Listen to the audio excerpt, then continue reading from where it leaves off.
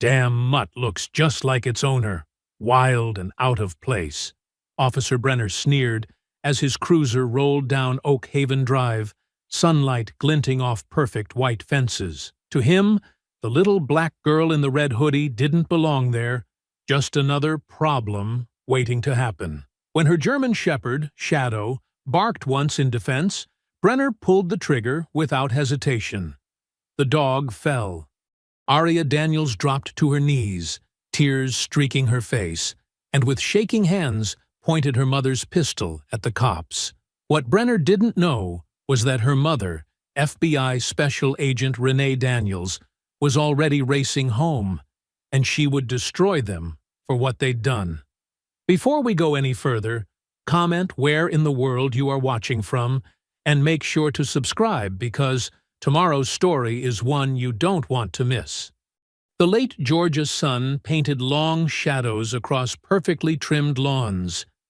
9-year-old Aria Daniels tossed a bright yellow tennis ball, watching it arc through the golden evening light. Shadow, her German shepherd, bounded after it with the focused determination only a dog could muster. "Good boy!" Aria called out as Shadow retrieved the ball, his tail wagging with pure joy. The dog's dark fur gleamed, and his eyes sparkled with intelligence as he dropped the slobbery ball at her feet.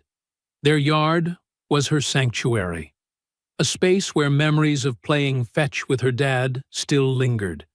Shadow had been his last gift to her before the accident.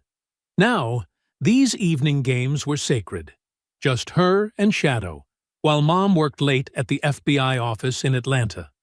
The patrol car rolled by slowly, like a shark testing waters. Aria noticed it but kept playing, used to police cruising their upscale neighborhood. But this time, the car stopped. 2 officers stepped out, their boots crunching on the perfectly maintained grass. "Hey, you there!" the older officer called out sharply. His nameplate read Brenner. His partner, younger and nervous-looking, hung back slightly. Aria froze, the tennis ball still in her hand. Shadow sat beside her, alert but calm. "What are you doing on this property?" Officer Brenner demanded, his hand resting casually on his holster. I live here," Aria said, her voice small but clear. "This is my house." "Sure you do," Brenner scoffed, taking another step forward. "We got a call about a suspicious person. Going to need to see some ID." "I'm 9, Aria said, her heart beginning to race. "I don't have ID, but this is my house." "Listen here," Brenner cut her off, his voice growing harder. "We don't need any attitude. Step away from the dog." Shadow's ears flattened against his head. A low growl rumbled in his chest as the officer moved closer to Aria. "Shadow?" "No," Aria whispered, but her faithful protector stood his ground. The dog's hackles rose as Brenner reached for his gun. "Call off your dog," Brenner shouted, drawing his weapon. His partner, Clay, followed suit with shaking hands. "He's not doing anything wrong," Aria cried out, tears starting to fall. "Please, we're just playing fetch. This is my yard." Shadow barked now, not aggressive, but protective, placing himself between Aria and the advancing officers. The sound echoed across manicured lawns as neighbors began appearing on porches, phones raised. "Last warning!" Brenner's face twisted with something ugly. "Control that animal." "Shadow, come," Aria started to say, but the words died in her throat as 3 shots cracked through the evening air. Shadow yelped, a sound that would haunt Aria's dreams forever. The German shepherd stumbled, red blooming across his dark fur. His legs gave out, and he collapsed onto the grass that he had played on just moments before. "No!" The scream tore from Aria's throat as she dropped to her knees beside Shadow. The tennis ball rolled away, forgotten.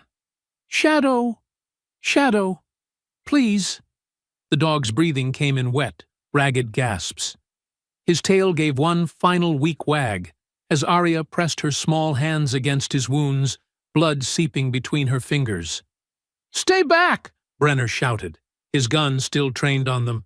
"Get away from the dog!" But Arya couldn't hear him over the roaring in her ears.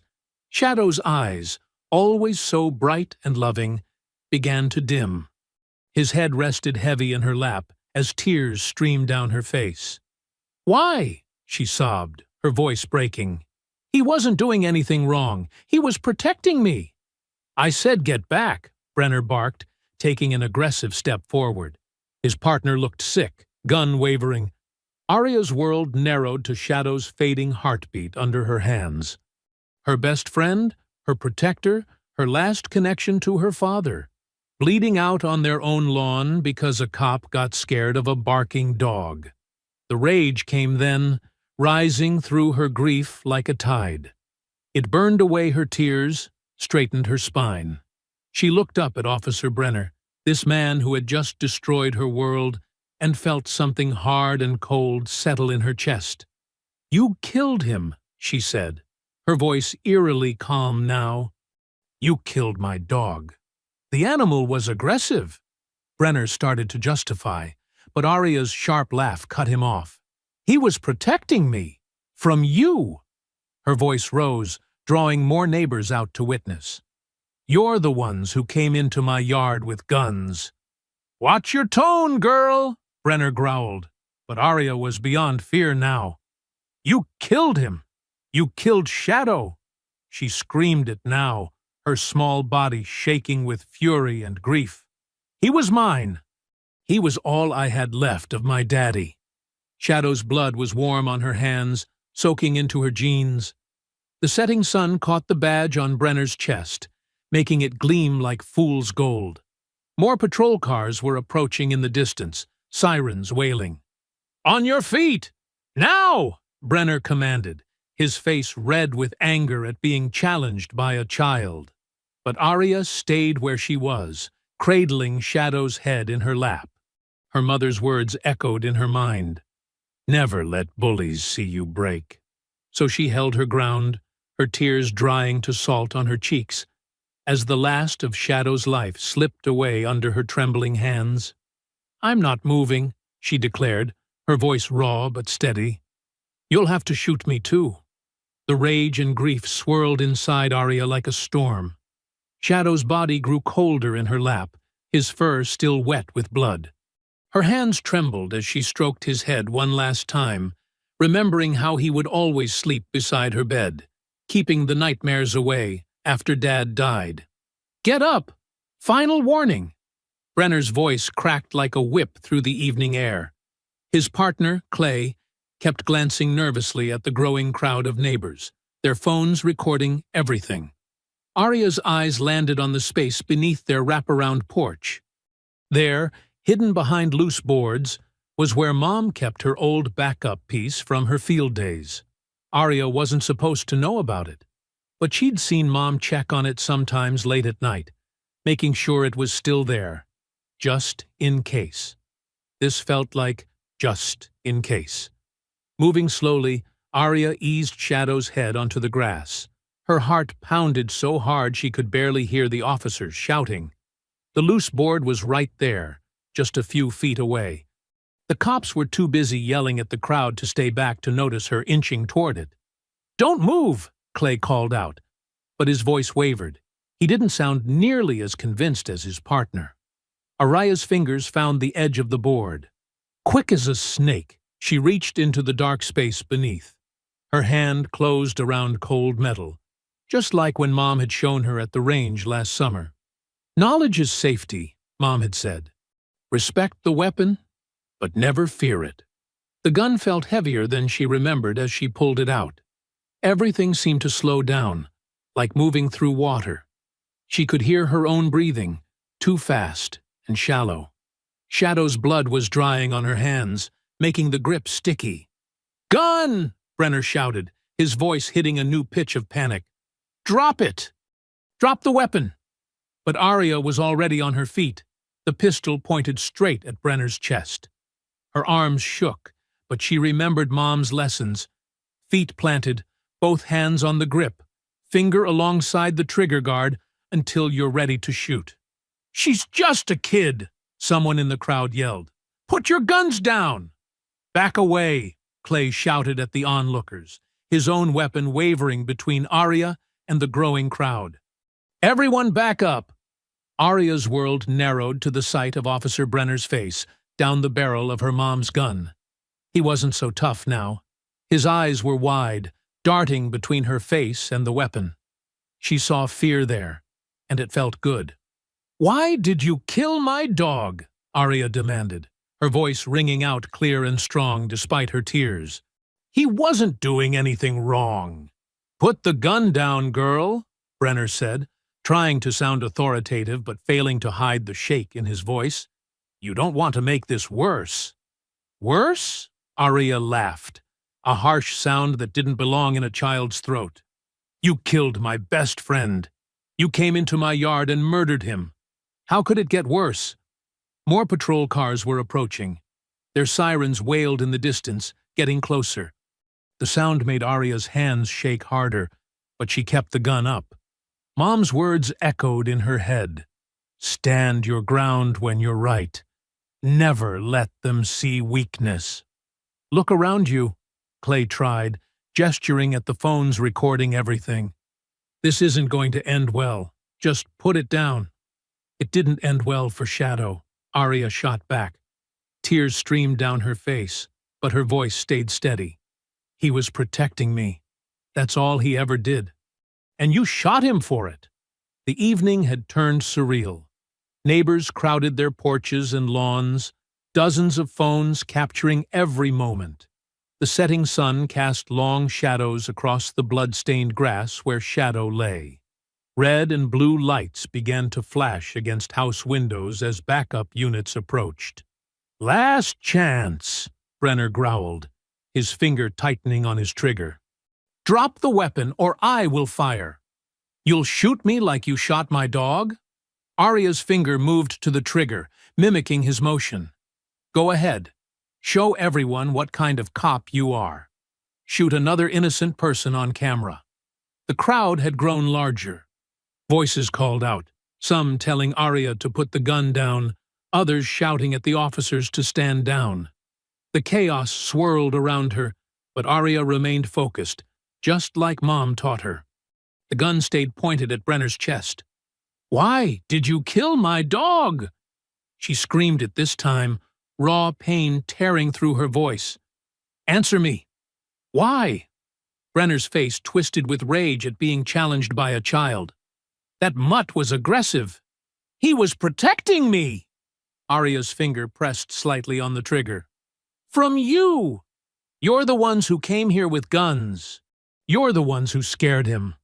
Sirens screamed closer now, multiple units converging on their quiet suburban street.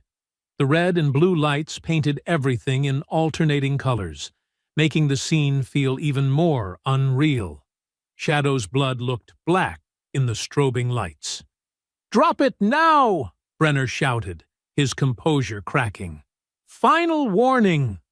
But Arya stood her ground, her small frame rigid with determination despite her trembling hands.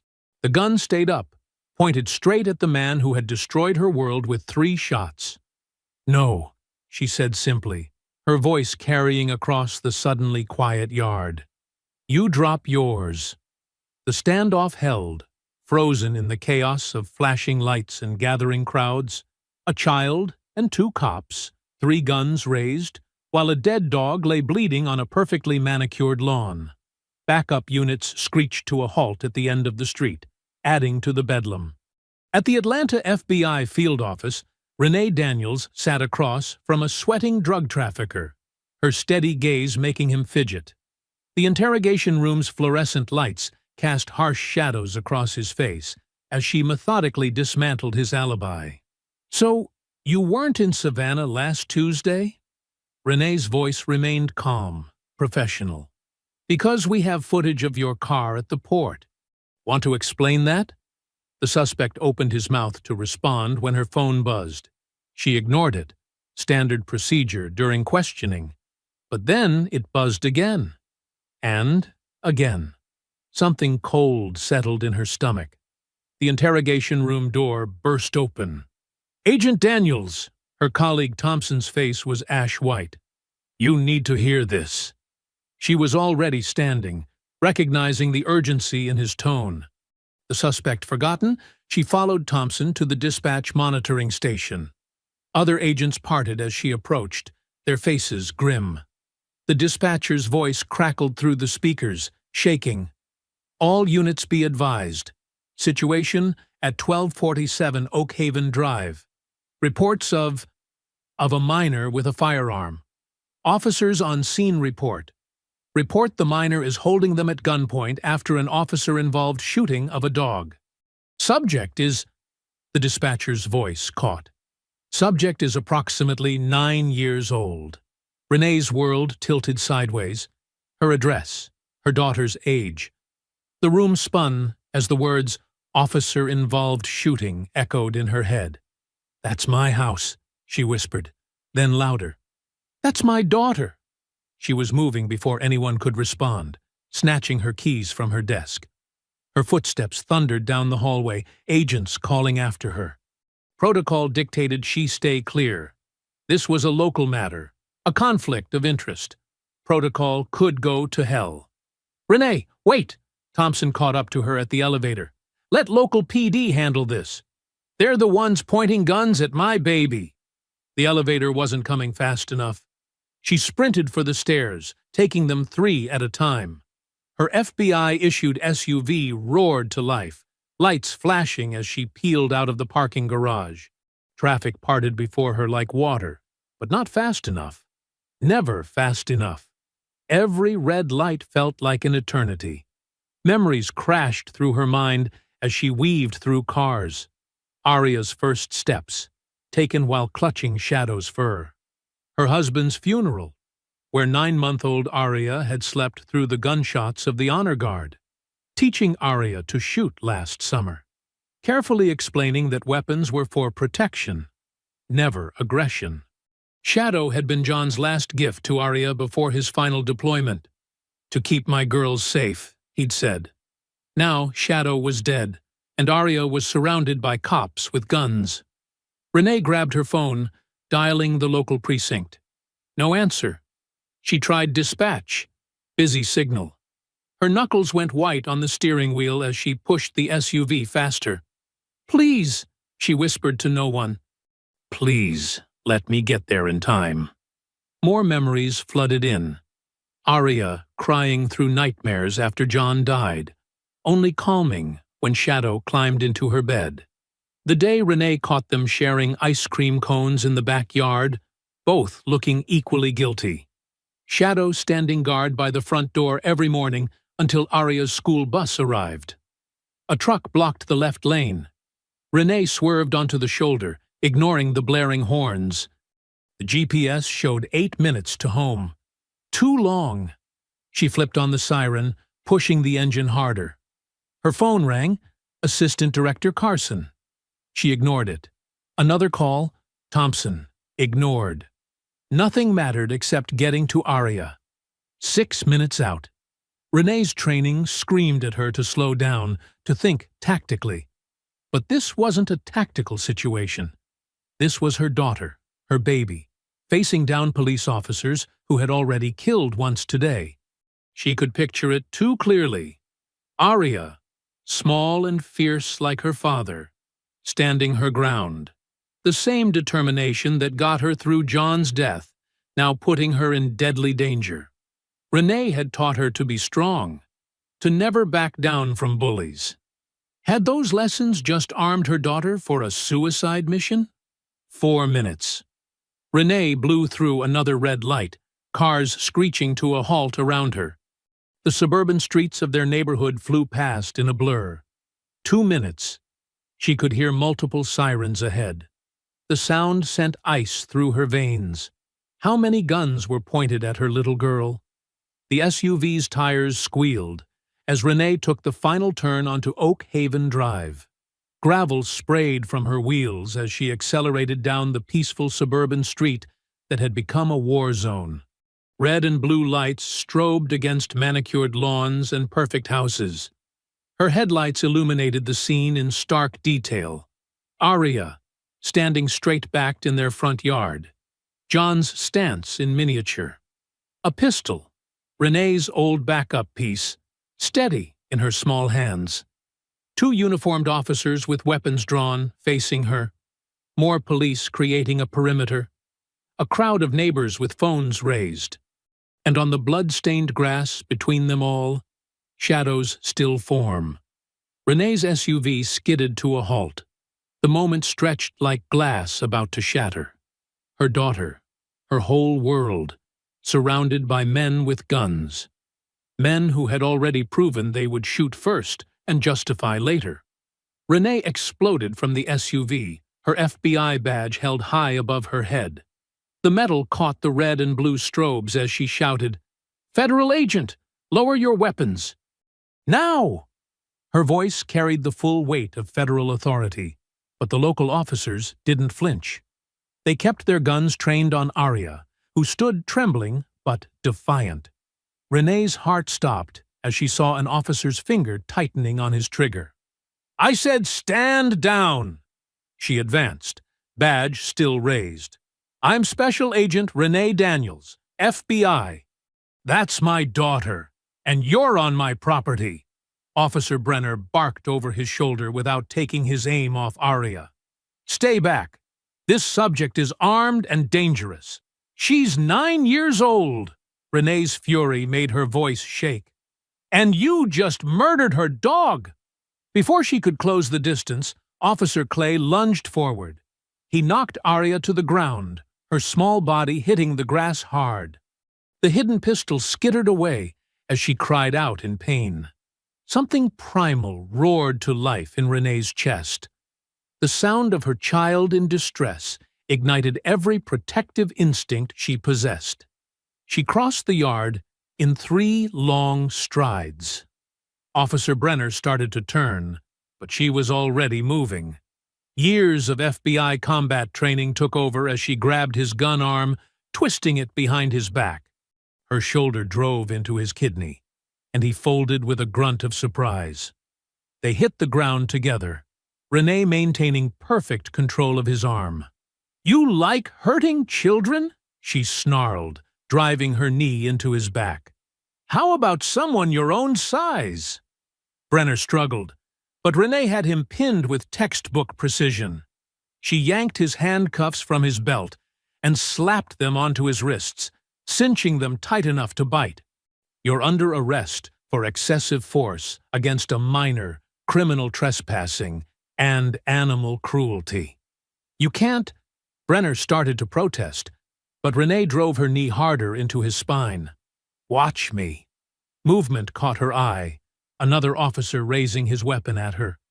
Renee's hand flew to her sidearm, drawing with the smooth efficiency that had earned her top marks at Quantico.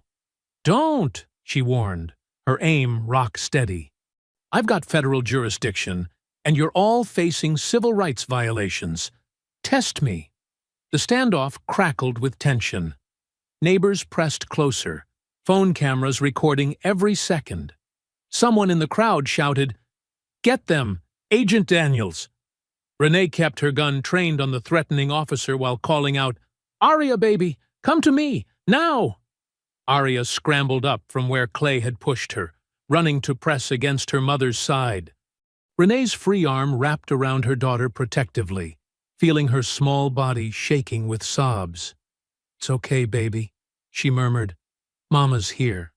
Then louder, to the officers, "Everyone drop your weapons and back away. This is now a federal investigation." "You're out of line, Agent," one of the senior officers called. "This is our jurisdiction. Your jurisdiction ended the second you violated my daughter's civil rights."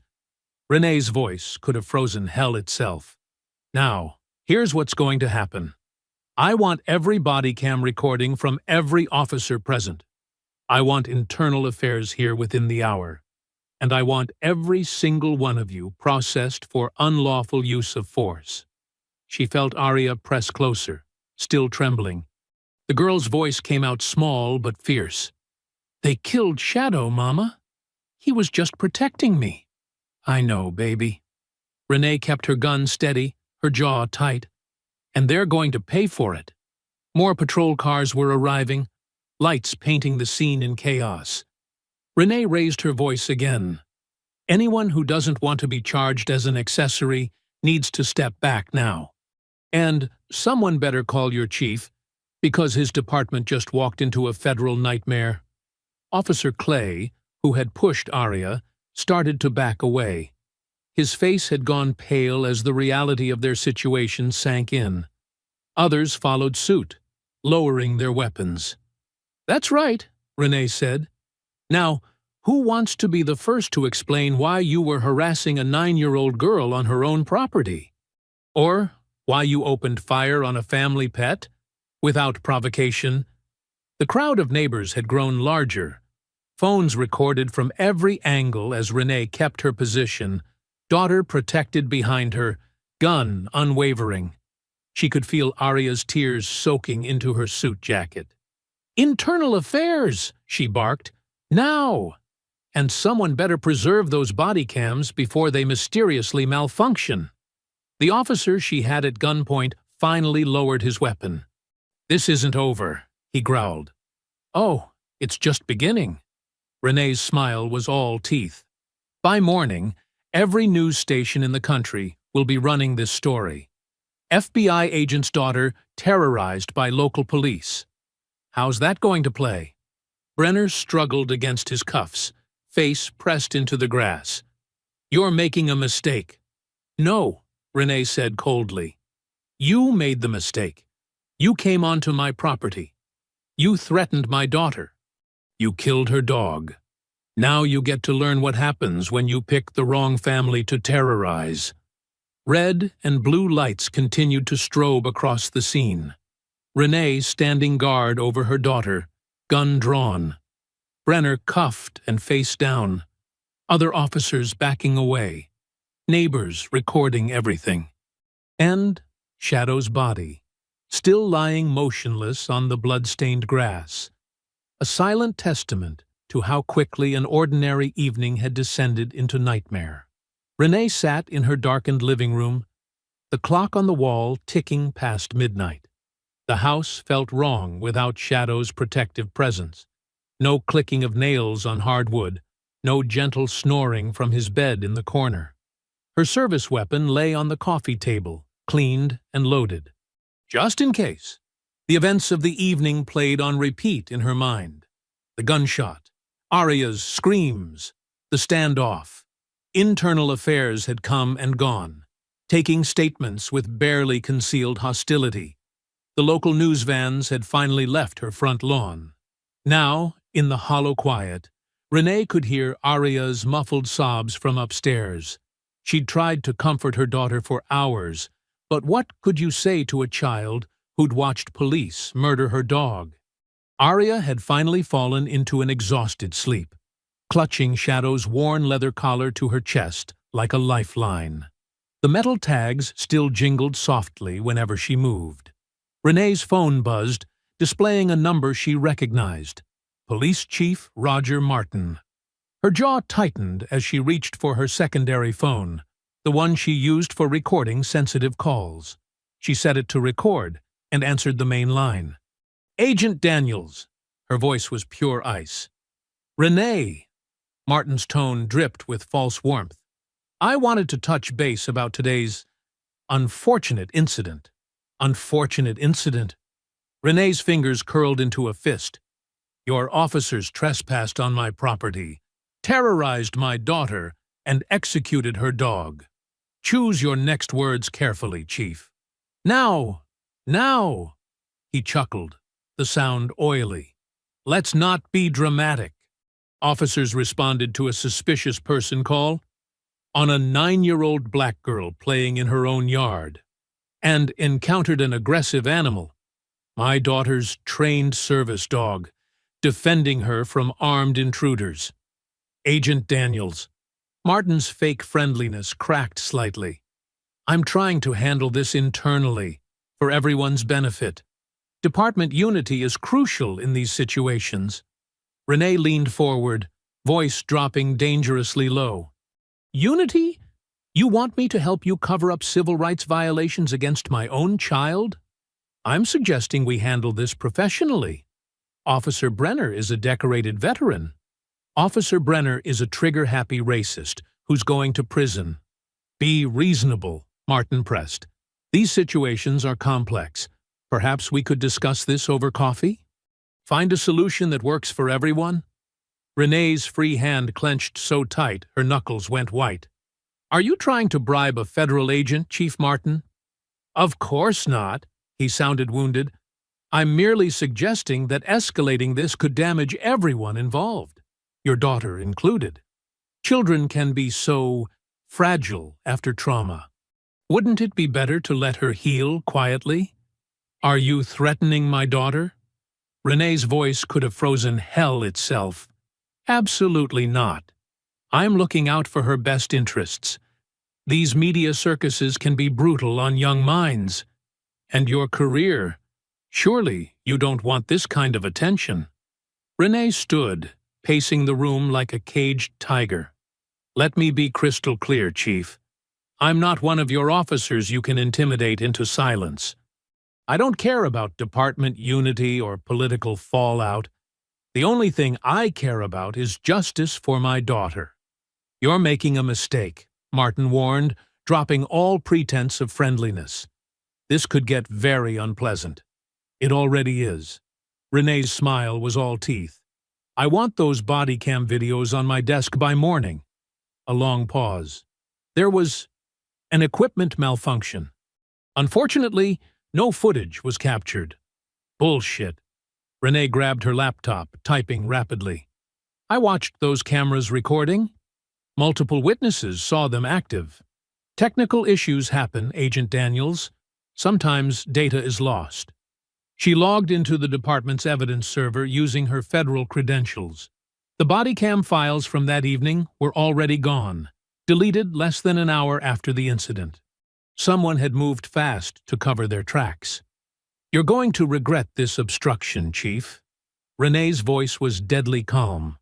I'm coming for every officer involved, every supervisor who helped cover it up, every piece of corruption in your department. I'm going to tear it all down. Don't threaten me, Agent. Martin's voice hardened. You're not the only one with powerful friends. I don't need friends. Renee stood at her window, staring into the darkness where Shadow had died. I have the law. And tomorrow, I have a press conference where I'll show the world exactly what kind of department you're running. Think carefully about your next move, Martin warned. Accidents happen, even to federal agents. Is that your answer? More threats? It's friendly advice. Let this go, Agent Daniels, for everyone's sake. Renee ended the call, setting both phones down carefully. Her hands wanted to shake with rage, but she forced them steady. The recording would be useful later. Martin had practically gift-wrapped his own indictment. She moved to her desk, pulling up her laptop. The deletion of evidence was sloppy, desperate. They hadn't counted on her technical expertise or federal access.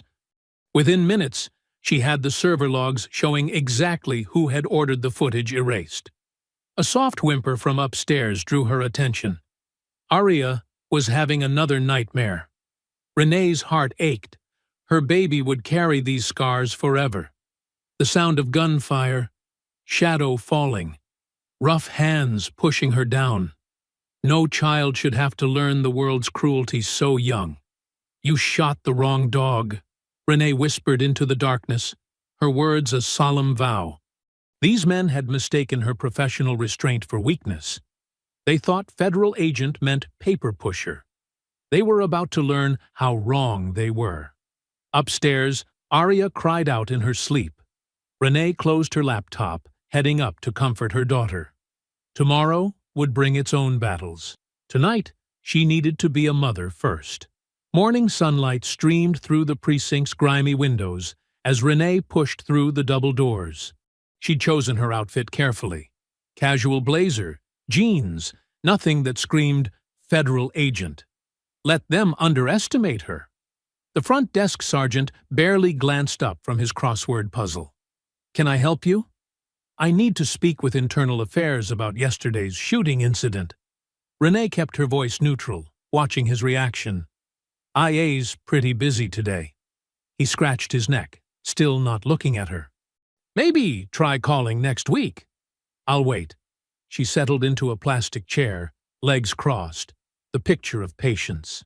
Minutes ticked by. Officers shuffled past, some throwing curious glances her way. A few recognized her from yesterday, their steps quickened, eyes sliding away. Word had spread. After 20 minutes, a heavy-set man in an ill-fitting suit emerged. "Mrs. Daniels? I'm Lieutenant Parker, Internal Affairs. Follow me." "Agent Daniels," she corrected quietly, falling into step behind him. The interview room was small, intentionally uncomfortable.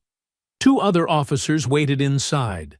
Detective Mills, a sharp-faced woman with cold eyes, and Officer Rodriguez, who couldn't quite hide his nervousness. Parker gestured to a metal chair. "Please, sit." He shuffled papers importantly.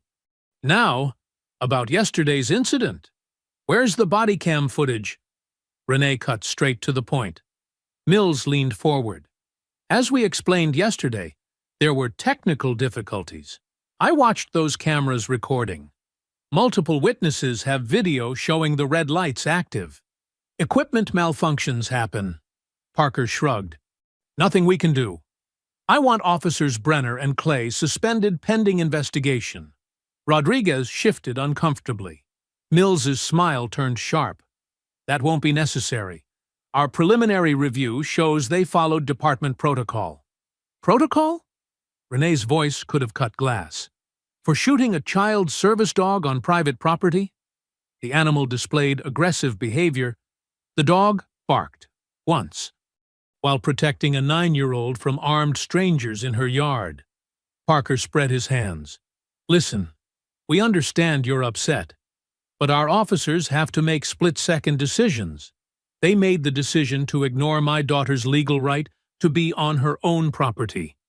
They made the decision to escalate a non-situation into a fatal shooting. And now you're making the decision to cover it up. That's a serious accusation." Mills's eyes narrowed. "I'd be careful about throwing around terms like cover-up." "Why? Because it's true?" Renee leaned forward. "Let's talk about the deleted footage. The falsified incident reports. The witness intimidation already starting in my neighborhood." Rodriguez wiped sweat from his forehead. Parker's face reddened. "Now, see here." "No, you see here." Renee's voice cut through his bluster. "I want those officers suspended. I want the unaltered footage. I want every document related to this incident preserved." Mills actually smirked. "Or what?" Renee reached slowly into her blazer. The officers tensed until she withdrew her FBI credentials, letting them slam onto the metal table with a sharp crack. "Or I launch a federal civil rights investigation that will tear this department apart brick by brick." The smirk vanished from Mills's face. Parker's mouth opened and closed silently. Rodriguez looked ready to faint. "That's right." Renee's smile was predatory. "You're not just dealing with an angry mother. You're dealing with a federal agent with jurisdiction over civil rights violations, police misconduct, and evidence tampering." "Now wait a minute," Parker started. "No, you wait." Renee stood, towering over them. Every deleted file, every falsified report, every attempt to obstruct justice just became a federal crime. I can bring in a team that will forensically recover every byte of data you tried to erase. I can subpoena every phone record, every text message, every email showing who ordered this cover-up. Mills found her voice. "You can't just—" "I can, and I will." Renee planted both hands on the table, leaning in. "You thought you could sweep this under the rug like every other incident. But you picked the wrong target this time. We should consult with legal—" Rodriguez stammered. "Good idea." Renee straightened up. Tell them to expect federal subpoenas by end of day. And tell Chief Martin his deletion of evidence is already documented.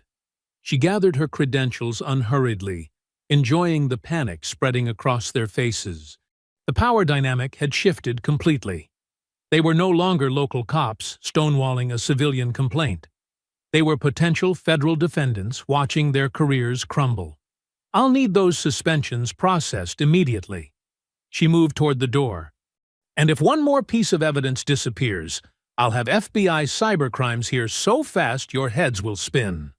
You're making a mistake, Mills called after her, but the threat in her voice had withered to uncertainty. Renee paused in the doorway. No, you made the mistake. You thought that badge gave you immunity. You thought you could terrorize my child and kill her dog without consequences. She fixed each of them with a cold stare. You thought wrong. The hallway outside was silent as she walked toward the exit, her heels clicking on the linoleum. Officers pressed against walls to let her pass, word of her identity spreading in urgent whispers. She felt their stares on her back, no longer dismissive, now wary and afraid. Through the front doors, down the steps, into the bright morning sun. Only when she reached her car did Renee allow herself to smile. They'd played right into her hands, adding federal crimes to their growing list of violations. Now, she had the legal authority to dismantle their entire corrupt system. The slow grin spread across her face as she started the engine.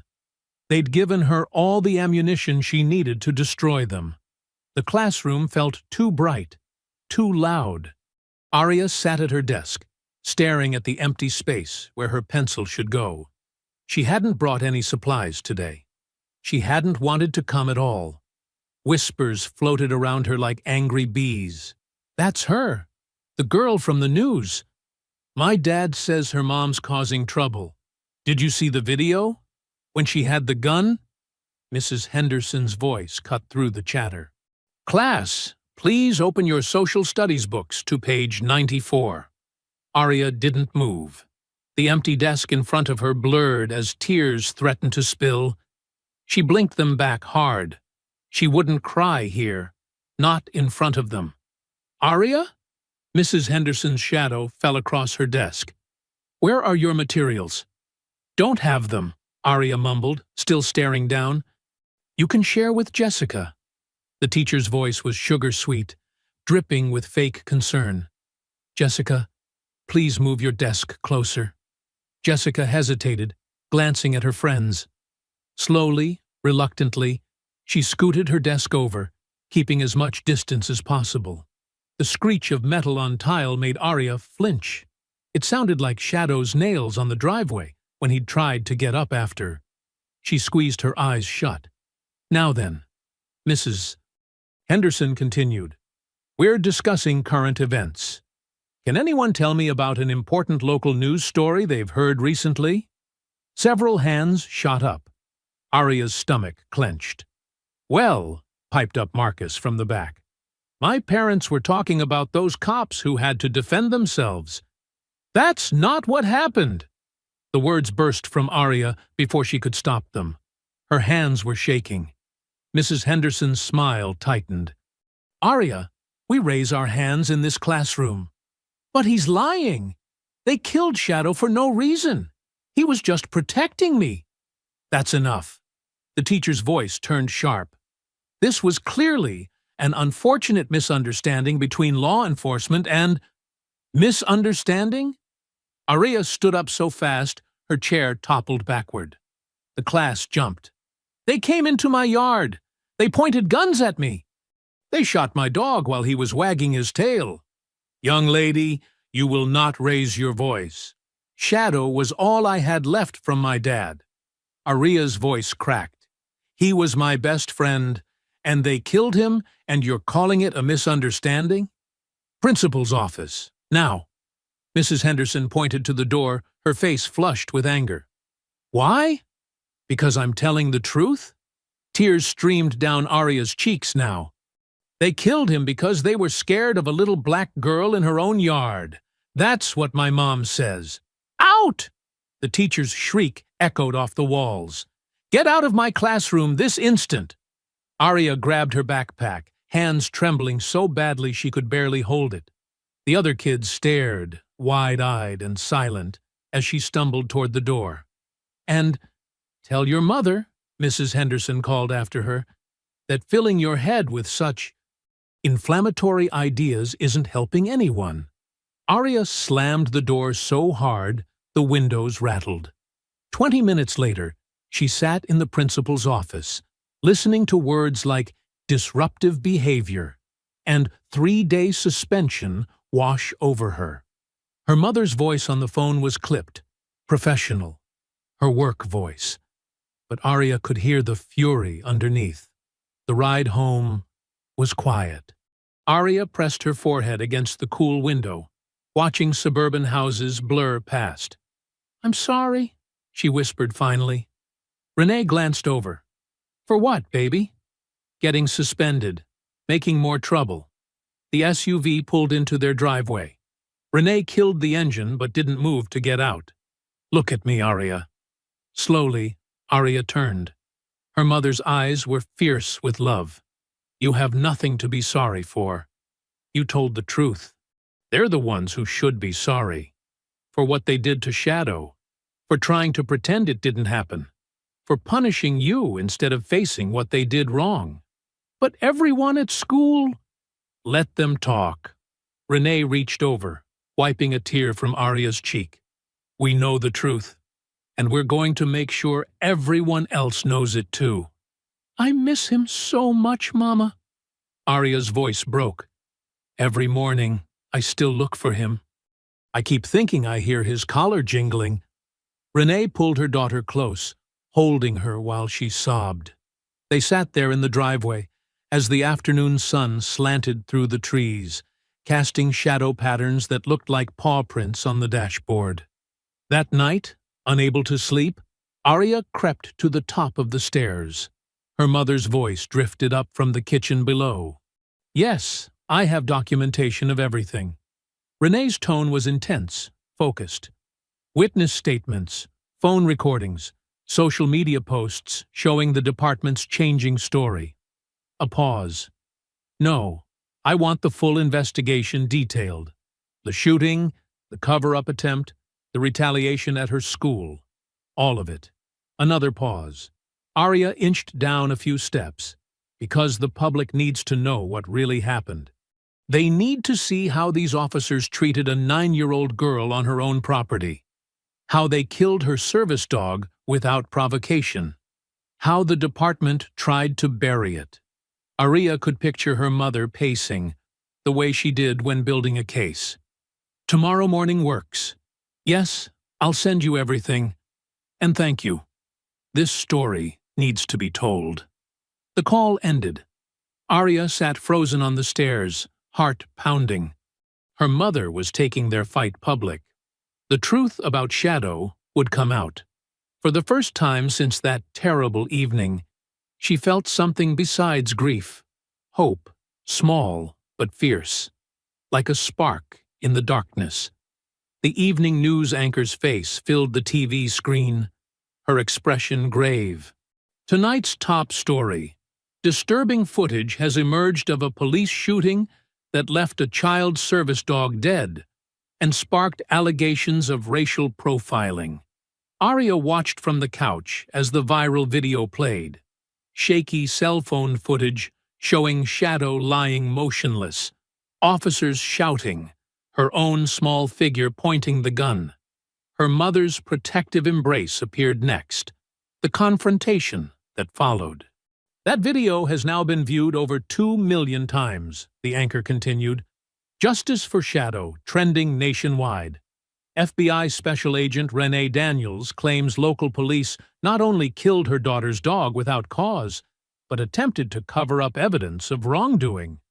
Renee muted the TV, checking her phone. Her jaw tightened. What is it? Arya asked. Nothing, baby. But Arya caught a glimpse of the screen. A police union Facebook post calling her mother a race-baiting agitator, trying to destroy good officers' careers for publicity. The next morning, Renee found all 4 tires of her SUV slashed in the driveway. She stood examining the clean cuts, while Arya watched anxiously from the front door. "Should we call the police?" Arya asked. Renee's laugh was bitter. "They are the police, baby." She pulled out her phone, photographing the damage. "But don't worry. This is just more evidence." That afternoon, a manila envelope appeared on their front porch. No postmark, no return address. Inside were photos, surveillance shots of Renee and Arya going about their daily routines, shopping, school drop-off, walking in their neighborhood. On the back of each photo, someone had written in red ink, "Back off." Renee's hands shook as she sealed the photos in an evidence bag. Her FBI training kicked in, documenting everything, securing their home, installing cameras. But her heart raced every time Arya left her sight. That night, she sat at the kitchen table cleaning her service weapon, the porch lights casting harsh shadows through the windows. Arya had finally fallen asleep upstairs, clutching Shadow's old collar. A twig snapped in the darkness outside. Renee froze, listening. Soft footsteps crossed the lawn, too careful to be casual. Moving silently, she switched off the lights and moved to the window. A dark figure crouched by the garden, dressed in black, face obscured. He was placing something near the foundation, small, metallic, with wires. Renee's blood ran cold. An explosive device. She moved fast, sliding the back door open without a sound. The figure was so focused on his task, he didn't notice her approach until her gun pressed against the base of his skull. "Hands where I can see them," she whispered. Slowly. He tensed, then laughed. A familiar sound. "You really want to point a gun at a fellow officer, Agent Daniels? Badge number, now!" "Come on, we're just trying to send a message." Renee brought her knee up hard into his kidney. He gasped, dropping to all fours. A kick sent him sprawling onto his back. In the porch light, she recognized him, Officer Martinez from Brenner's squad. "That's assaulting an officer," he wheezed. "No!" Renee grabbed his throat, pressing her knee into his chest. "That's defending my home from an armed intruder. The device. What is it?" "Just a smoke bomb." He tried to smile, but it came out as a grimace. "Little warning about playing with fire." Renee's fist connected with his jaw. Blood sprayed from his split lip. "Badge number," she repeated. "Go to hell." She drove her knuckles into his solar plexus. All his breath left in a whoosh. "Badge number 4471, he gasped. "Jesus, you're crazy." "No." Her voice was ice.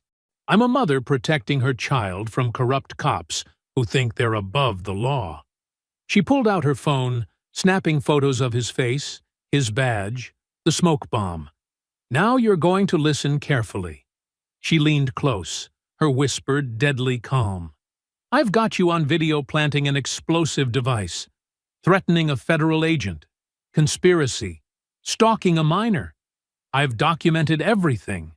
The slashed tires, the photos, the online threats. One call and your whole department burns. They'll never believe. Try me." She pressed harder on his windpipe. "I've spent 15 years building federal cases. I know exactly how to bury you. All of you." Flashing lights appeared at the end of the street. Someone had called the cops. "Your backup's coming," Renee said. "So here's what happens next. You'll deny everything, of course, but that badge number is logged. Every move you make, every threat, every accident that happens to me or my daughter, it all traces back to you now. And when this all burns down, you'll burn first." She released him, stepping back as patrol cars screeched up. Martinez scrambled to his feet, touching his bloody lip. "You're making a mistake," he spat. "We take care of our own." "No." Renee's smile was razor sharp. "You protect your own. I protect the truth. Now get off my property before I file charges." He stumbled away just as officers approached, waving them off. Renee watched him go, already composing press releases in her head. By morning, every news outlet would know about the break-in. The department would scramble to contain it, but too late. She looked up at Arya's window, determination hardening in her chest. They'd thought killing Shadow would silence them. Instead, they'd started a war. And Renee Daniels didn't lose wars. The phone in her hand buzzed, her FBI contact wanting an update. The night was just beginning. The county courthouse loomed over Renee, its marble columns casting long shadows in the morning light. She adjusted her blazer, briefcase heavy with evidence, photos, testimonies, forensics from Shadow's shooting. 3 weeks of building an airtight case. Inside, the clerk's expression shifted when Renee presented her civil rights filing. "Oh, Agent Daniels, there seems to be an issue with the system." "What issue?" Renee's voice was flat. "The electronic filing platform is down." The clerk wouldn't meet her eyes. "Maintenance? Might take a few days." "Convenient." Renee placed her FBI credentials on the counter. "I'll wait." Hours passed in the sterile lobby. Renee's phone buzzed. Emails weren't loading. She tried logging in again, but got an error message. Account compromised. Her stomach tightened. This was no coincidence. Her personal phone lit up with messages from unknown numbers. Photos of her house, her daily routine, Arya's school schedule. Then a text. 1423 Oak Grove Lane. Nice place. Shame if something happened to it. Renee's hands shook as she dialed her FBI tech contact. "Someone's in my accounts. I need—" "Agent Daniels?" the clerk called out. "The system's working now, but—" She shuffled papers nervously. "Your filing seems to be missing several required forms. You'll need to resubmit." "I checked everything myself." Renee flipped through her copies. "This is deliberate interference." "Please lower your voice, Agent Daniels." Renee caught sight of Chief Martin watching from the second floor, his smile cold. The message was clear. They could block her at every turn. That evening, she drove home along dark suburban streets, checking her mirrors for tails. Arya was at a friend's house, safer there, given the threats. The house looked quiet, normal, too normal. Inside, Renee swept for bugs, checked the security cameras. Everything seemed clear, but her instincts screamed danger. She'd learned to trust those instincts over 15 years of field work. At midnight, the first smoke bomb crashed through her living room window. The canister hissed, spewing thick gray clouds. Renee dropped low, grabbing her gun from its holster. More crashes upstairs. They were coming from multiple angles. Her eyes burned as she crawled toward the stairs. Thank God Arya wasn't home.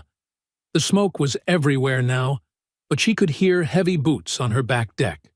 A figure in tactical gear burst through the kitchen door. Renee fired a warning shot past his head. He dove for cover, returning fire. Bullets splintered her cabinets. She rolled behind the kitchen island, choking on smoke. At least 3 intruders, maybe more. All with police-grade tactical gear. This was no random attack. "Federal agent!" she shouted. "You're assaulting a federal officer!" Another smoke bomb bounced down the stairs. In the chaos, a masked figure charged her position. Renee met him with a brutal front kick, sending him sprawling. His gun clattered away. They grappled on the floor, trading vicious blows. He was strong, but Renee had rage on her side. She drove her elbow into his throat, ripped off his mask, and found herself staring into Officer Rodriguez's face, one of Brenner's closest friends on the force. "Police!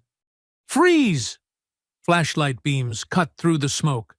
Patrol officers swarmed in, guns drawn. Rodriguez began screaming. "She attacked me! I was responding to a disturbance call, and she just started shooting." Renee tried to speak, but couldn't stop coughing. Hands grabbed her roughly, slamming her face first into the wall. Cold handcuffs bit into her wrists. "Renee Daniels," a familiar voice drawled. "Chief Martin, you're under arrest for assaulting an officer." "This was a setup," she wheezed. "They attacked my home." "That's not what the evidence shows." Martin's smile was audible. "We received multiple 911 calls about gunshots. Officer Rodriguez responded alone, announced himself, and you attacked him without provocation. We have his body cam footage to prove it." Renee laughed bitterly. "Convenient how those cameras work when you want them to." They dragged her outside where news vans were already arriving. Perfect timing. She caught glimpses of reporters, cameras flashing. The headlines would write themselves. FBI agent attacks local cop. Blood dripped from her split knuckles as they shoved her into a patrol car. Through the window, she watched Rodriguez playing up his injuries for the cameras, Chief Martin giving grave statements about disturbing behavior and mental instability. Her phone buzzed one final time before they took it. A text from her FBI partner. "Got everything on satellite. Whole attack recorded. Hang tight."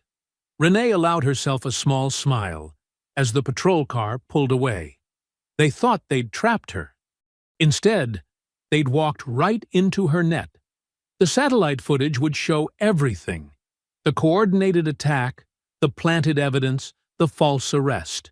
Every move they made to silence her only gave her more ammunition. And now she had proof of a criminal conspiracy reaching to the top of the department. The patrol car turned toward the station, red and blue lights painting the night. Renee tasted blood from her split lip, but the pain felt like victory. They'd tried to bury her. Instead, they'd planted the seeds of their own destruction. Through the cage partition, she heard the officers up front discussing charges, building their false narrative. Let them talk. The truth was already spreading, far beyond their reach to contain it. The station's brutalist architecture came into view. Renee straightened her shoulders, head high. They thought this was an ending. She knew it was just the beginning.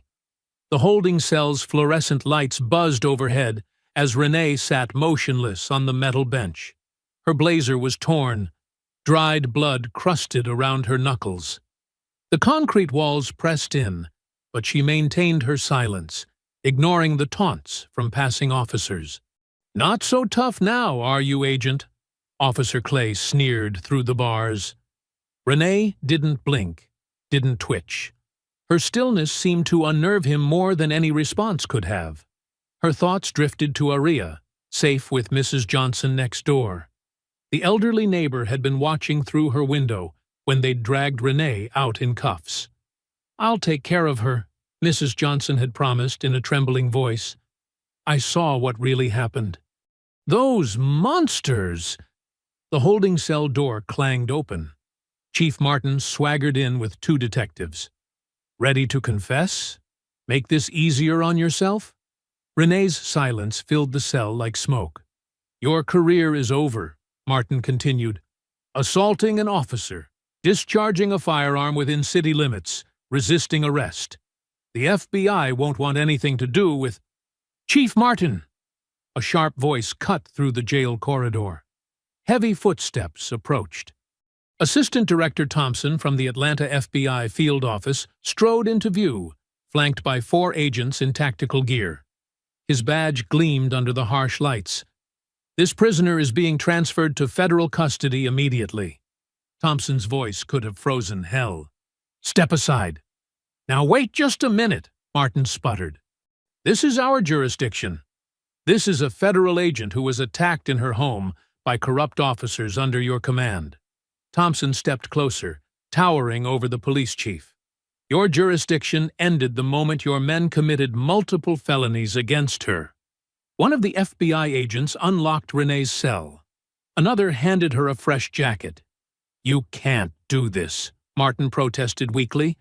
"We already have." Thompson smiled without warmth. Agent Chen? A young FBI tech specialist stepped forward, holding up a laptop. We recovered everything, sir. Satellite footage of the coordinated attack on Agent Daniels's home. Cell phone records showing the conspiracy. And, she paused for effect, the deleted body cam footage from Shadow's shooting. The color drained from Martin's face. The tech turned the laptop screen toward them. The footage was crystal clear. Shadow barking. Officer Brenner drawing his weapon with a smirk. The muzzle flash, the dog's yelp cut short. Then Brenner's voice, thick with satisfaction. One less mutt in the neighborhood. A chuckle. Should have kept that thing on a leash. These people never learn. The racial slur that followed echoed in the holding cell's silence. More footage played. Brenner and other officers planning the attack on Renee's home. Rodriguez volunteering to teach that bitch a lesson. Martin himself ordering the body cam footage destroyed. Interesting thing about digital evidence, Agent Chen said. It never really goes away. Not if you know where to look. Thompson handed Renee a USB drive. Everything's here. The footage, the conspiracy, all of it. The U.S. Attorney's office is already drafting indictments. Renee's fingers closed around the drive. Her first words since the arrest came out soft, but razor-sharp. Now, we ruin their lives. Martin backed away, sweating. His empire of corruption was crumbling before his eyes. You don't understand what you're doing. Oh, I understand perfectly. Renee stepped out of the cell, straightening her jacket. Every bruise on her body felt like a badge of honor now. You thought you could bury this. Bury me. Instead, you buried yourselves. The FBI team escorted her through the station. Officers who had mocked her hours earlier now shrank back from her path. News cameras flashed outside, capturing her emergence, head high, unbroken. Her phone buzzed with a text from Mrs. Johnson. Aria's asking for you. She's scared, but safe. Renee climbed into Thompson's SUV, the USB drive heavy with justice in her hand. They had tried to break her spirit, silence her rage, make her disappear. Instead, they had given her everything she needed to tear their corrupt system down to its roots. The SUV pulled away from the station. In the rearview mirror, Renee watched Chief Martin being led away in handcuffs, reporters swarming. More arrests would follow. The department would be gutted, reformed, rebuilt from the ground up. She touched the dried blood on her knuckles, remembering Shadow's soft fur, Aria's tears, the sound of breaking glass and smoke bombs. They had brought this war to her door, threatened her child, killed an innocent dog. Now they would learn the price of their arrogance. The USB drive pulsed in her palm like a beating heart. Soon, its contents would spread across every news network, social media platform, and federal investigation. The truth would pour out like a flood, washing away decades of corruption and abuse of power. Take me to my daughter, Renee said quietly. As they drove through the pre-dawn streets, she felt the weight of the evidence in her hand. It wasn't just justice for Shadow anymore.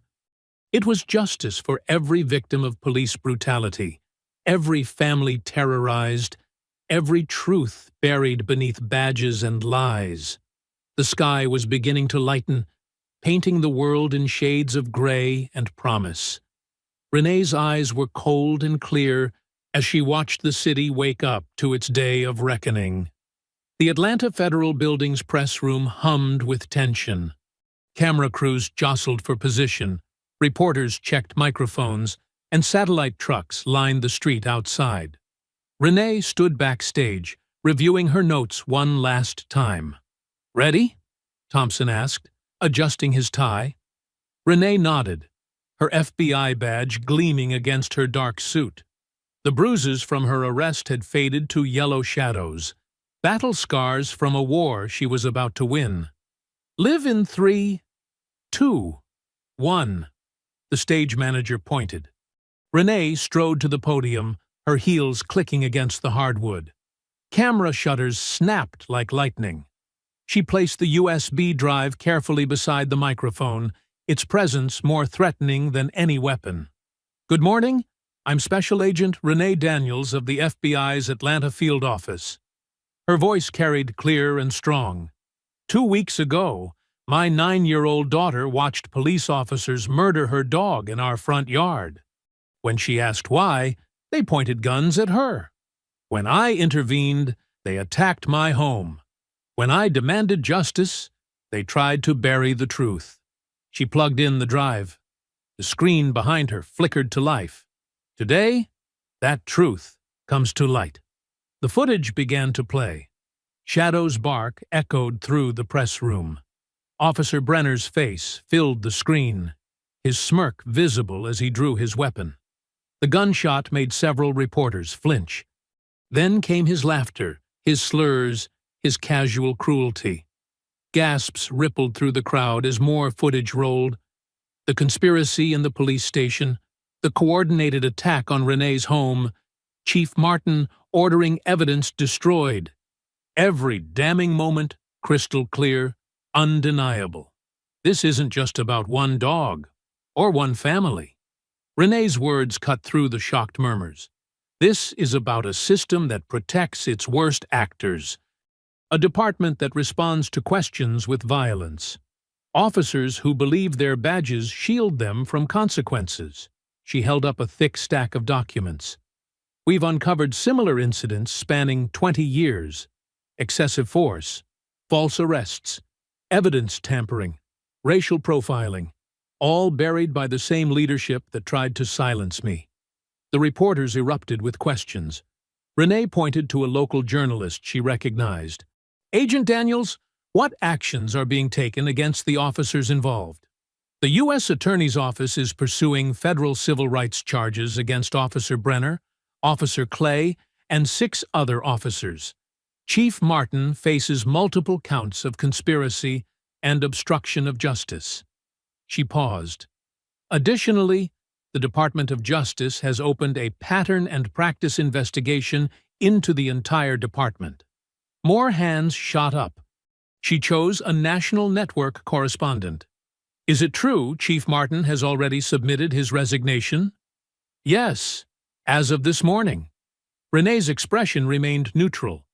"Officer Brenner has been suspended without pay, pending the outcome of both criminal and internal investigations." Social media exploded as clips from the press conference spread. Justice for Shadow trended nationwide. Local news stations interrupted regular programming to cover the story. Protesters began gathering outside police headquarters, their signs demanding accountability. A reporter from the back called out, "What do you say to those who claim this is an attack on law enforcement?" Renee leaned into the microphone. "Good officers should welcome accountability. Bad officers fear it. This isn't an attack on law enforcement. It's a defense of what law enforcement should be." The questions continued for an hour. Renee answered each one with measured precision, laying out the evidence piece by damning piece. By the time she stepped away from the podium, the damage was irreversible. That evening, she sat in her living room watching the fallout unfold across every news channel. Aria curled beside her on the couch, finally sleeping peacefully for the first time since Shadow's death. Officer Brenner's booking photo dominated the screens. His smug expression had cracked, revealing the fear beneath. Protesters filled the streets, their chants for justice echoing through the city.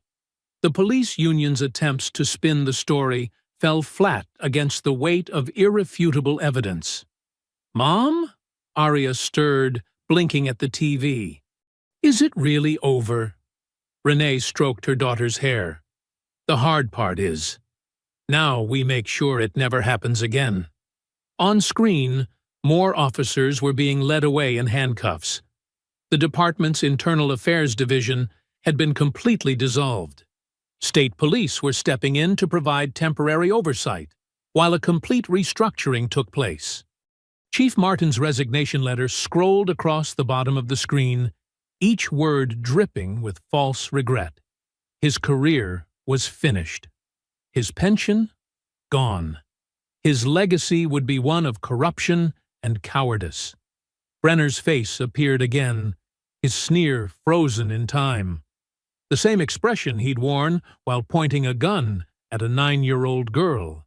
Now he faced years in federal prison, his badge and freedom stripped away by his own recorded words. Renee muted the TV as her phone buzzed with messages. Other officers' wives thanking her for exposing the truth. Civilian victims of police brutality sharing their stories. FBI colleagues offering support and congratulations. Shadow's collar still hung by the door, a reminder of why this fight mattered. The tag caught the evening light, spinning slowly like a compass needle pointing toward justice. Local news showed aerial footage of the protests growing larger, signs bearing Shadow's picture and Arya's story mixed with countless others. The city had woken up, and its anger would not be easily silenced. Midnight crept over the suburb, streets empty after the day's protests. Renee sat at her kitchen table, reviewing case files under lamplight. Her phone buzzed. Unknown number. The text message glowed ominously. "Drop it, or your girl won't wake up next time." Her heart stopped. Training kicked in. She drew her weapon, took the stairs 3 at a time. The hallway stretched forever. Arya's door stood slightly ajar. Renee's hand trembled as she pushed it open. Moonlight spilled through the open window, curtains dancing in the breeze. Arya's bed was empty, covers disturbed. "Arya?" she whispered urgently. A soft murmur from the bathroom answered, Arya brushing her teeth. Relief flooded through Renee, but her instincts screamed danger. She scanned the room methodically, FBI training guiding her movements. The window shouldn't be open. They always locked it at night. Fresh mud marked the windowsill. Boot prints on the carpet led to Arya's bed. Renee approached slowly, gun raised. Something moved under the covers. She yanked back the blanket. A diamond-backed rattlesnake coiled there, head raised, fangs bared. Renee's reaction was instant. She brought her heel down hard on the snake's head before it could strike, crushing its skull against the bed frame. The body thrashed, then went still. "Mom!" Arya appeared in the doorway. "What's wrong?" "Stay back." Renee grabbed her daughter, checking her for bites or injuries. "Are you okay? Did anyone come in here?" "No, I was just in the bathroom." Arya's eyes widened at the dead snake. "How did that get in?" Renee's jaw clenched. "Go to my room. Lock the door. Don't come out until I call you." She checked the window frame, jimmied from outside. The boot prints in the mud led toward the woods behind their house. Fresh. They couldn't have gone far. Renee grabbed her tactical vest and radio from the gun safe. "This is Special Agent Daniels requesting immediate backup at my location. Home invasion in progress. Suspects believed armed." The woods loomed dark and thick. Renee clicked on her weapon-mounted light, following the tracks. Her breath came steady, controlled. Rage burned cold in her chest.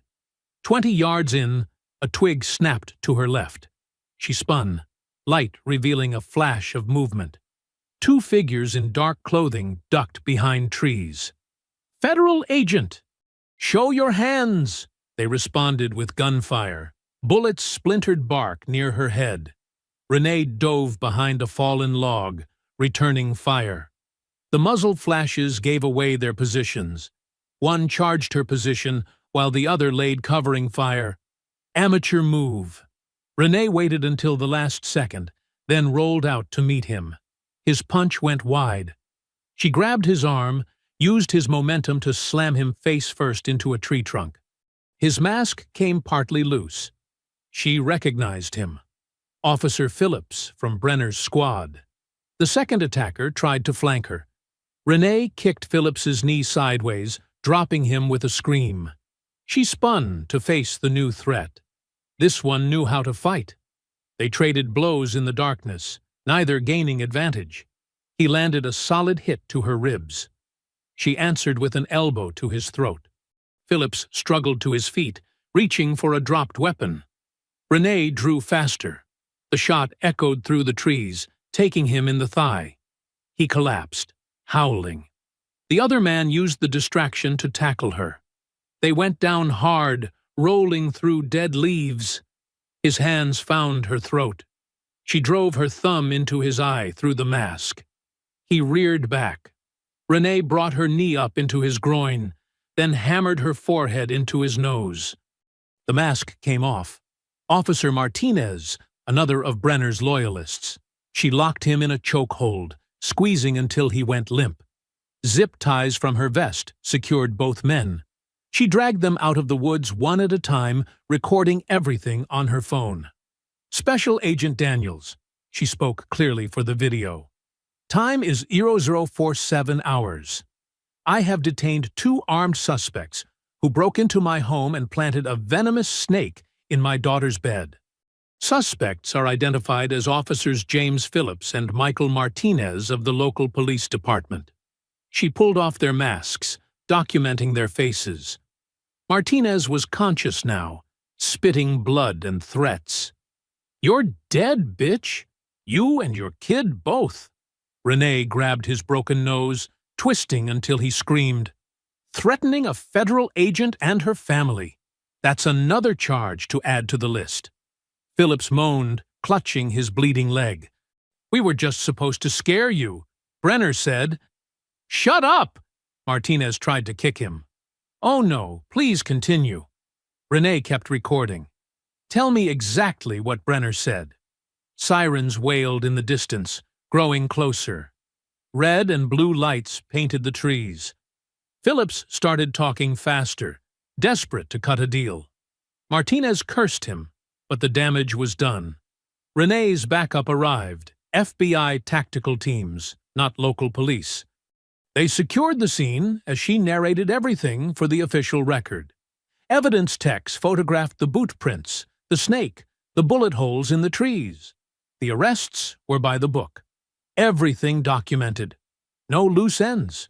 No way for them to squirm out of this one. Aria watched from her window as they loaded Phillips and Martinez into separate vehicles. Renee had taught her daughter well. Even scared, she'd followed protocol perfectly. The snake's body went into an evidence bag. The techs found more ammunition in the woods, all matching department-issued rounds. Martinez's phone contained texts from Brenner himself, ordering the attack. Renee checked her own phone. The threatening text had come from a burner number, but they'd trace it. They always did. One way or another, Brenner would answer for this too. The last police car pulled away, leaving them alone in the quiet night. There would be more paperwork, more interviews, more charges to file. But for now, Renee just held her daughter close, grateful for the training that had kept them both alive. The courtroom hummed with tension as Renee took the witness stand. Her FBI badge gleamed at her hip, a silent reminder of her authority. She'd worn her sharpest suit, charcoal gray, crisp white shirt. Professional. Intimidating. Officer Brenner sat at the defense table, shoulders rigid in his dress uniform. His lawyer shuffled papers, avoiding her gaze. "Please state your name and occupation for the record," the prosecutor began. "Special Agent Renee Daniels, Federal Bureau of Investigation, Atlanta Field Office." Her voice carried clear and cold through the packed gallery. Journalists scribbled notes. Community activists filled the back rows, wearing Justice for Shadow shirts. "Agent Daniels, please describe the events of May 15th. Renee recounted everything with clinical precision. The shooting, the standoff, the cover-up attempts, the snake in Aria's bed. Her testimony was methodical, each word another nail in Brenner's coffin. The defense attorney rose, straightening his tie. "Agent Daniels, isn't it true your daughter has a history of behavioral issues?" "Objection!" The prosecutor jumped up. "Relevance! goes to credibility of the witness, Your Honor. The child's mental state is central to our defense. The judge frowned. I'll allow it, but tread carefully. My daughter has no such history, Renee stated flatly. Really? The defense attorney pulled out a file. School records show multiple incidents of fighting, talking back to teachers. You mean standing up to bullies and calling out racism? Renee's voice could have frozen hell. My daughter is a straight-A student who watched your client murder her dog in cold blood. Isn't it possible she provoked the situation? Perhaps Shadow was acting aggressive. Shadow was a trained therapy dog. The only aggression came from your client and his partner. The attorney changed tactics. Agent Daniels, as a single mother with a demanding career, how much time do you actually spend with your daughter? Murmurs rippled through the gallery. The prosecutor objected again. Sustained. The judge glared at the defense. Counsel, stick to relevant questions. Let me rephrase. The attorney smiled thinly. Given Aria's obvious emotional instability, my daughter, Renee cut in, showed more stability that night than your armed client who shot a child's pet and then tried to cover it up. Would you like to discuss emotional instability, counselor? Because I have new evidence about Officer Brenner's state of mind. The prosecutor approached the bench with a USB drive. Your Honor, we'd like to enter this recently recovered footage as evidence. The defense attorney sputtered protests, but the judge allowed it. A screen lowered from the ceiling. The video showed Officer Tim Clay, Brenner's partner, drunk at a bar after the shooting. He bragged to other cops, not realizing someone was recording on a phone. You should have seen Brenner light that dog up, Clay slurred. Been wanting to do that for months, cleaning up the streets, right? Those people need to learn their place. The jury shifted uncomfortably. Several people gasped at the racial slur that followed. That's right, Clay continued on screen. Kyle said it perfect. We're taking back this neighborhood one house at a time. Next time maybe they'll think twice about living here. The video continued, showing Clay describe other incidents of harassment, racial profiling, and evidence tampering. Each word dug Brenner's grave deeper. When it ended, silence filled the courtroom. The defense attorney looked ill. Agent Daniels, the prosecutor asked, did you investigate these other incidents? Yes, we found multiple complaints buried by Internal Affairs. Officer Brenner had 17 excessive force reports filed against him in the past year alone, all involving minorities, all mysteriously dismissed. She produced more documents, text messages, emails, body cam footage that hadn't been completely erased. A pattern emerged of systematic harassment and corruption. This wasn't about a dog, Renee stated. This was about power, about terrorizing people who looked like my daughter, about a badge being used as a weapon. Brenner's face had turned purple. His hands clenched the table. That's a lie, he exploded, jumping up. You people always play the victim. That mutt was dangerous. Officer Brenner, the judge banged his gavel. Sit down. But Brenner was beyond control. You want to talk about cleaning streets? Someone should have cleaned you out years ago. You and that little... He spat a vicious racial slur. The courtroom erupted. Bailiffs rushed forward as Brenner lunged toward the witness stand, spittle flying. Order! Order in the court! The judge's gavel cracked like gunshots. The bailiffs wrestled Brenner down. He thrashed, screaming obscenities and threats. His lawyer buried his face in his hands. Renee hadn't moved an inch. She watched Brenner's meltdown with cold satisfaction, knowing every second was being recorded. His true nature exposed at last, caught on camera just like Shadow's murder. When order was finally restored, Brenner sat in restraints, chest heaving. His career was over. His freedom soon to follow. Everything he'd hidden behind his badge lay bare before judge and jury. The prosecutor rose. No further questions, Your Honor. Renee stepped down from the witness stand, heels clicking on marble. She passed the defense table without a glance, spine straight as steel. The evidence was insurmountable now. Brenner's own words had sealed his fate. Justice was coming. Not just for Shadow, but for every victim of his badge. Behind her, the jury's faces showed all she needed to know. Sometimes the guilty convicted themselves. The courthouse steps buzzed with reporters as Renee checked her phone again. The jury had been deliberating for hours, but something felt wrong. Her FBI instincts screamed danger. She scanned the crowd, noting unmarked police vehicles with tinted windows. Officers she didn't recognize lingered at the perimeter. Too many of them. Too casual in their positioning. "Miss Daniels? Any comment on the delayed verdict?" A reporter thrust a microphone at her. "No comment." Renee kept walking, her hand near her holster. The hairs on her neck stood up. A commotion erupted inside the courthouse. Shouts, running footsteps. Her phone buzzed. A security alert. Her stomach dropped as she read the message. Brenner had escaped custody during transport to holding. 2 guards down. 3 officers missing from their posts. An inside job. "Clear the area!" Renee shouted, drawing her weapon. "FBI! Everyone back!"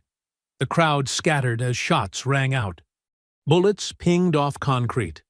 Renee dove behind a pillar, heart racing. Through the chaos, she glimpsed Brenner being hustled into one of the unmarked cars by officers in tactical gear.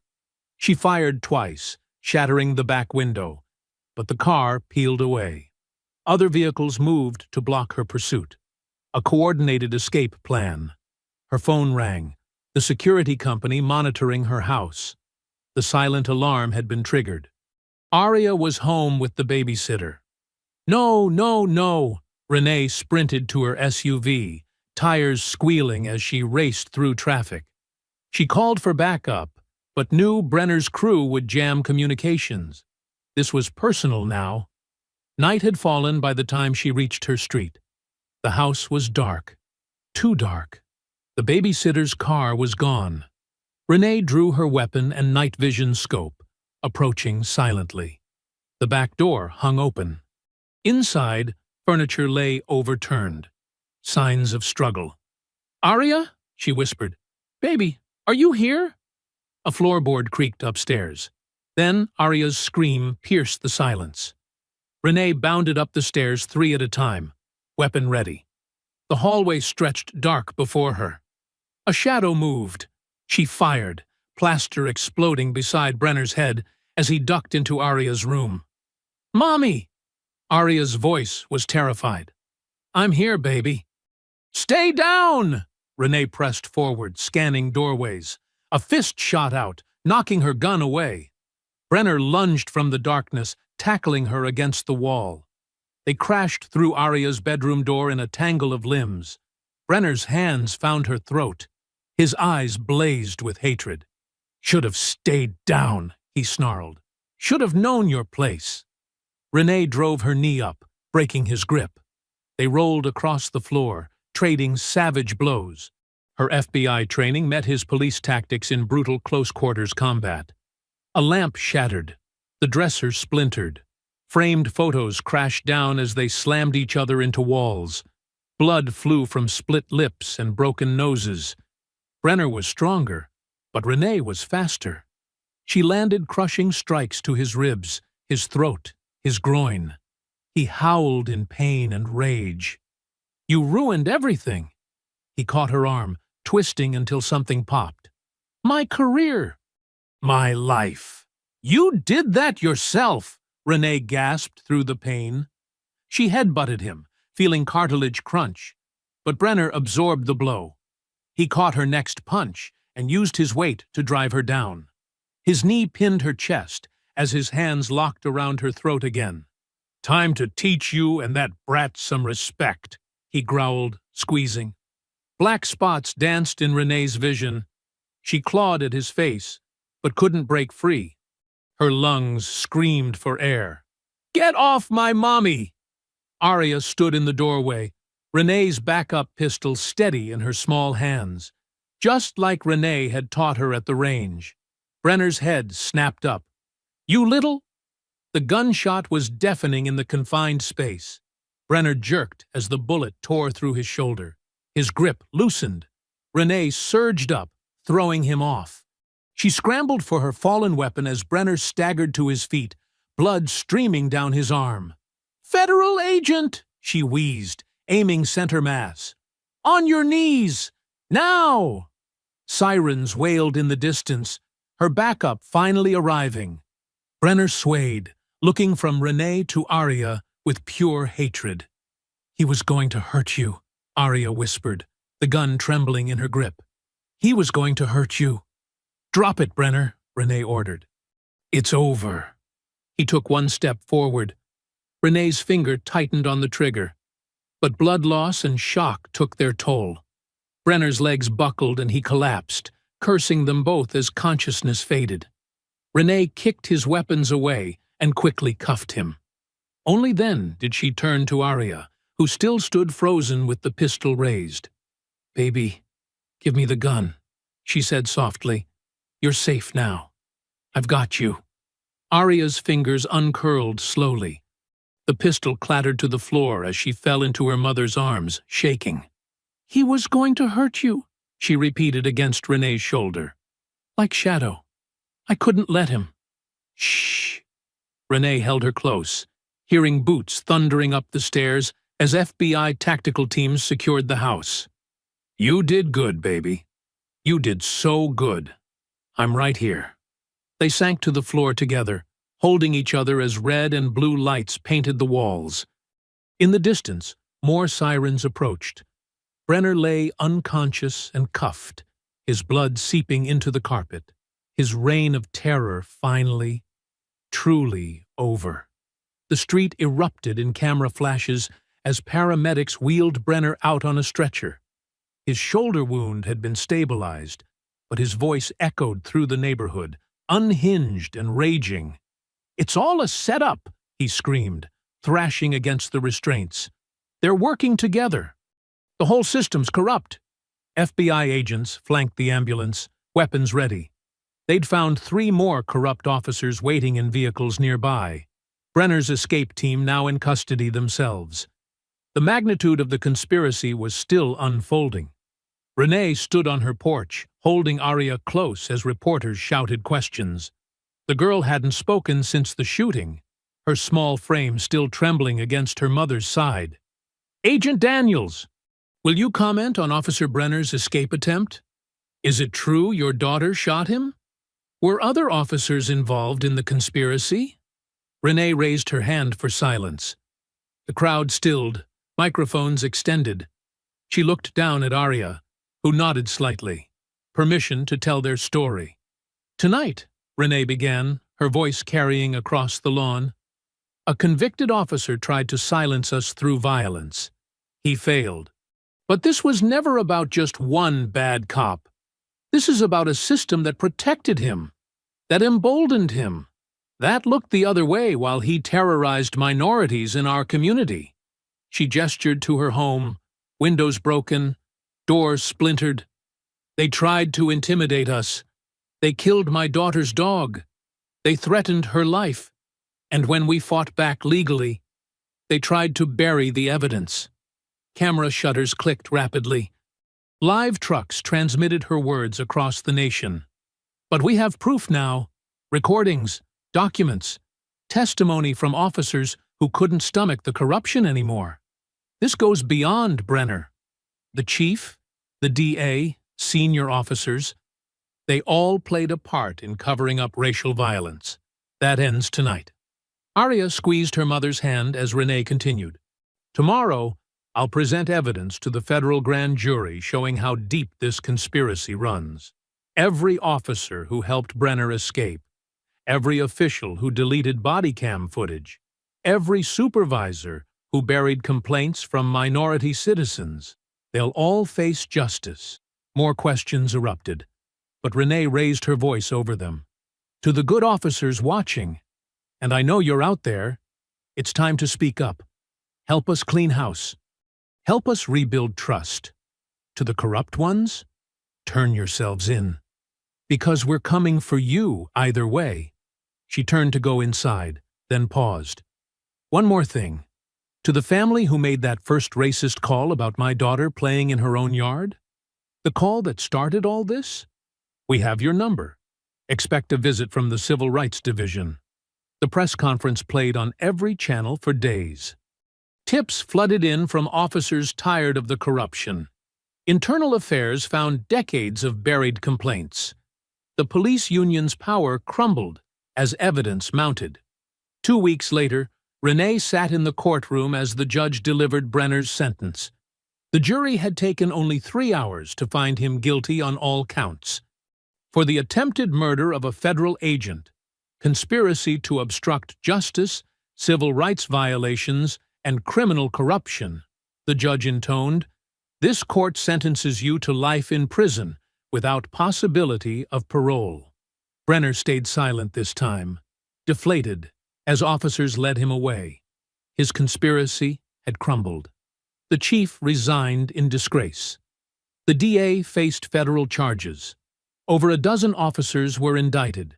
But it wasn't until a month later that Aria finally found her peace. She asked to visit Shadow's grave, her first time since the shooting. They went at dawn, when the cemetery lay quiet under purple skies. Renee watched her daughter kneel beside the small marker. Shadow's old collar lay there, caked with dried mud. Aria pulled something from her pocket, a new dog tag, freshly engraved. "I got this for him," she said softly, the first words she'd spoken about that night. "Because he protected me, and because we protected each other." She hung the tag on the collar. The metal caught the rising sun. Justice served. Renee placed a hand on her shoulder, feeling the strength there. Gone was the frightened girl who'd watched her dog die. In her place stood someone stronger, someone who'd faced evil and helped defeat it. "Do you think he'd be proud of us?" Aria asked. "Shadow?" Renee smiled. "Baby, he was always proud of you. And so am I." Aria stood, brushing grass from her knees. "Can we get another dog someday? Not to replace Shadow, but—" "When you're ready," Renee promised. "There's a shelter downtown doing good work. We could visit." They walked together through the cemetery as dawn painted the sky in golds and pinks. Birds called from the trees. A gentle breeze carried the scent of morning glory flowers. Aria's steps were lighter now, her shoulders straight. The nightmares would take time to fade, but healing had begun. For both of them. Behind them, Shadow's new tag glinted in the sunrise. Justice had been served. Not just for him, but for every victim of corruption and racism their fight had exposed. The system was changing, slowly but surely. Mother and daughter reached their car just as the sun cleared the horizon. A new day breaking. A fresh start. I hope you enjoyed that story. Please share it with your friends and subscribe so that you do not miss out on the next one. In the meantime, I have handpicked 2 stories for you that I think you will enjoy. Have a great day.